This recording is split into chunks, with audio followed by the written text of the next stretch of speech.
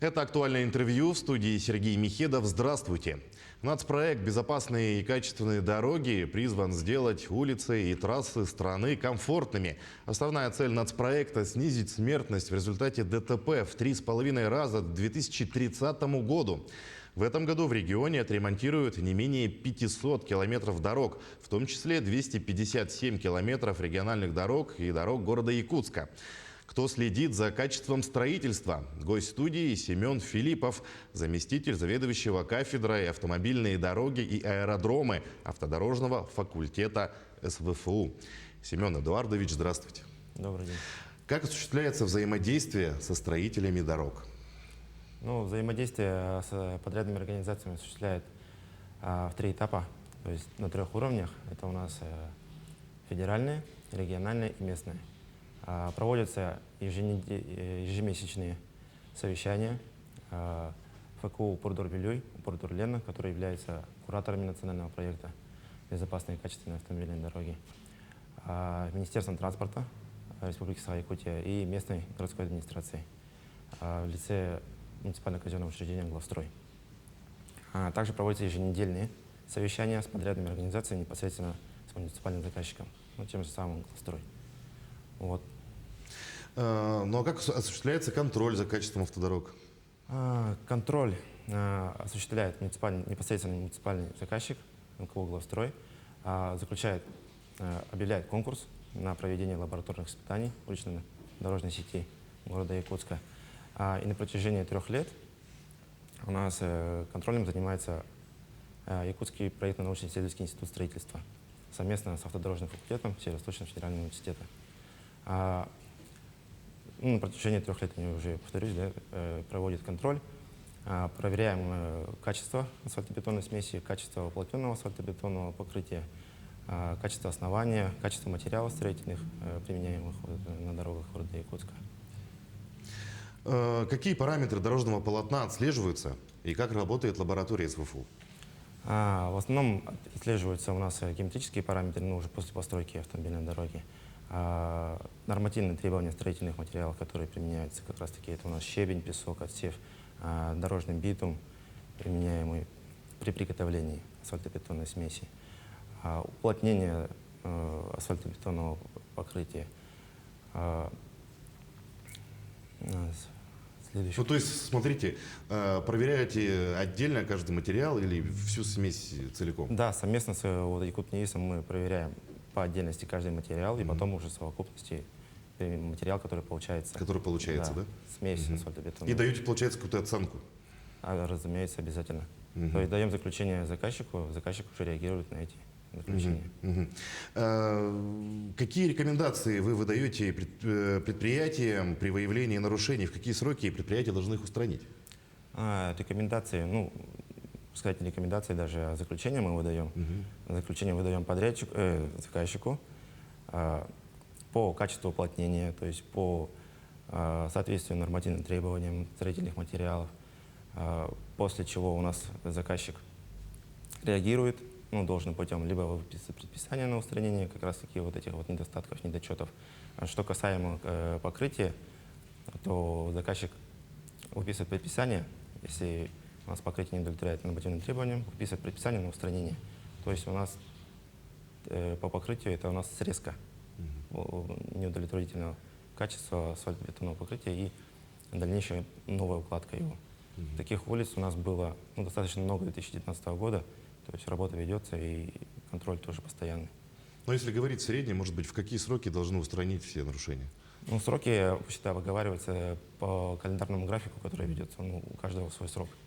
То есть если это у нас асфальтобетонное покрытие и, его срезают обычно в течение 1-2 дней, то укладка происходит в зависимости от погодных условий при положительной солнечной погоде. Какие нарушения технологии реконструкции или строительства дорог выявляет ваша лаборатория? Нарушения в основном связаны у нас как раз-таки с качеством уплотнения асфальтобетонной смеси, с качеством самих строительных материалов.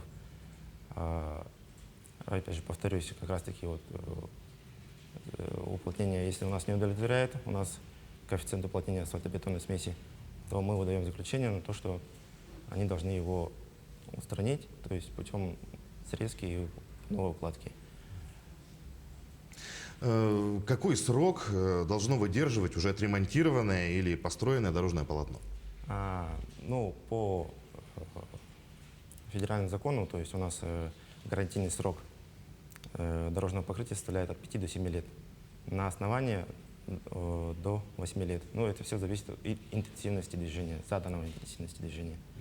Если у нас перекрытие дорог происходит на одной из улиц, которая проходит ремонт, соответственно, интенсивность возрастает, и происходит у нас уменьшение срока эксплуатации. А вот именно интенсивность движения, как вы считываете? Интенсивность все это подсчетом. Все у нас подсчет улиц, интенсивность, ну, движения по перекрестку. Ну, то есть по количеству машин, пересекающих перекресток, да, получается Да, так? По-вашему, какие технологии должны применяться при строительстве автодорог в нашем регионе и какие технологии уже работают? Ну, технологии все применяются, стараются все применять, но не в должном количестве и качестве. А самое важное — это вот у нас водоотведение. Очень такой насущная проблема города Якутска, особенно вот проспекта Ленина. Постоянно была у нас, накапливалась вода. Не было должного водоотведения. Сейчас водоотведение стараются делать, и проектные организации этим занимаются. И разрабатывать какие-то дренажные системы, тоже трубы, чтобы она уходила, вода, в канализационные трубы. Также у нас по теплоизоляции коммуникации, которые у нас проходят под землей, либо у нас коммуникации выходят на землю, у нас это выглядит некрасиво. Соответственно, мы все запихиваем под землю. А в тех местах, где у нас коммуникация дает нагрев почвы в зимнее время, то, соответственно, происходит усадка. Вот. И в этой области нам надо подумать с проектными организациями, научно-исследовательскими институтами как раз таки по этой технологии. Также применяется стабилизация грунтов, укрепленные грунты, так называемые. Тоже применялась подрядная организация РИК «Автодор» на многих дорогах, которые они построили, отремонтировали. Показывает себя с хорошей стороны. Это стабилизация цементом, так называемая. Плюс еще регенерация холодная, то есть использование старого покрытия тоже в основании автомобильной дороги.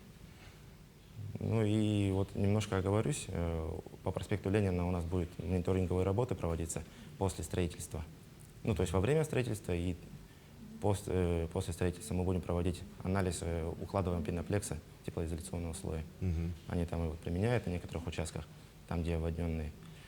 Мы проведем температурный анализ, заложим скважины, проложим туда температурные датчики и, соответственно, будем проводить, как у нас работает теплоизоляция. То есть это с целью исследования, да, для будущего, получается, вот, так, да?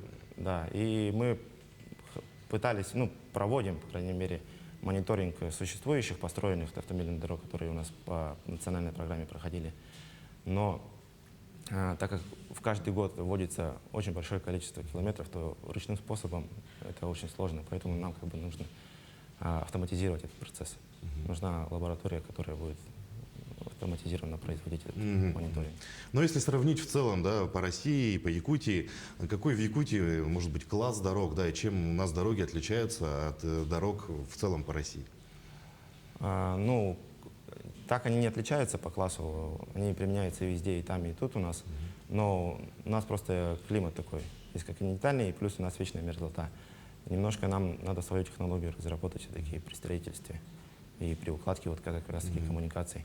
Вот заметили, наверное, что у нас на федеральных дорогах дорога вроде бы лучше держится, чем у нас внутри города. Это все зависит от коммуникаций. Это все от коммуникаций, да? Все от подземных коммуникаций. У нас либо водоотведение, они дают нагрев почвы, соответственно, усадку, либо бывают у нас прорывы труб, соответственно, размыв. И, соответственно, у нас водоотведение. Опять же, талые воды, которые остаются на поверхности дорожной одежды, они проникают в основание и, соответственно, тоже там размывают, и разуплотнение происходит.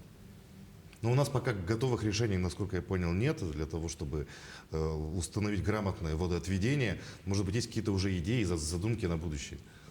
Идей много, просто реализация очень сложная, потому что исторически так сложилось, что как бы, водоотведение, предусмотреть его очень сложно, и куда его увезти тоже неудобно получается. Но идея есть, и думаю, проектные организации с этим тоже ознакомятся, и они знают об этом. И заказчики тоже, и кураторы тоже об этом знают, и стараются работать в этой области. Но если сравнить качество материалов, применяемых при строительстве дорог в Якутии и в целом по России, уступает ли наши материалы по конечно, качеству? Да, конечно, уступает. Особенно вот наше вот Махсагаловское месторождение, да, это Якутцемент и Монолит, это известняковый щебень. Он по марке дробимости, можно сказать, ну, его прочность не такая хорошая, как вот применяемых в центральных регионах. Но вот у нас 30 марта по 1 апреля в СФУ проходил форум транспортной системы и дорожной инфраструктуры, где принимали участие как раз-таки заказчики, куратор национального проекта Упордур-Белю, Упордур-Лена, подрядные организации и проектные институты. Вот, и там был представитель Ассоциации строителей Аяма Якутской магистрали. Это поставщик алданского месторождения щебня.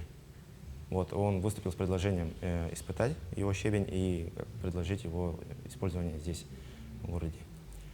После чего в нашей лаборатории были произведены испытания, и вот этот щебень он показал очень хорошие свойства. То есть на самом деле для того, чтобы дороги стали лучше, щебень лучше возить из Алдан? Вот да, но тут единственная составляющая это как раз таки денежная. Ну, получается, очень транспортировка, да. стоимость дорог увеличивается. Да, вот в этом области работали как раз Министерство транспорта и администрация города Якутска. Они договорились, что вот, железная дорога Якутии будет поставлять этот материал на какой-то основе там. И этот материал докапливался. У нас остается буквально 1 минута. Последний вопрос. Как вы оцениваете качество дорог, построенных по нацпроекту «Безопасное качество автомобильной дороги»? Ну, начиная с 2019 года уровень наших подрядных организаций, которые занимаются строительно-монтажными работами, намного вырос, потому что у нас производится контроль. Вырос в плане технологий применения строительства и в плане качества применяемых материалов. То есть они производят операционный контроль, входной контроль, которых они покупают материалы, уже нанимают более квалифицированный персонал. Вот, именно с национальной программой высококвалифицированные кадры стали очень востребованы. То есть инженеры ПТО, геодезисты, мастера участков и так далее. Ну и в целом для города, да, это вот большой плюс построенных дорог, и плюс еще для университета это то, что наши студенты, которые обучаются, могут пройти практику непосредственно в городе и прикоснуться к исторической стройке. Ну, то есть развитие есть, но еще есть куда стремиться. Есть обязательно, конечно. Семен Эдуардович, спасибо, что нашли время, пришли к нам, ответили на наши вопросы. Желаем вам дальнейших успехов в работе. Спасибо вам. Ну, я напомню, вы смотрели актуальное интервью. Оставайтесь на нашем канале.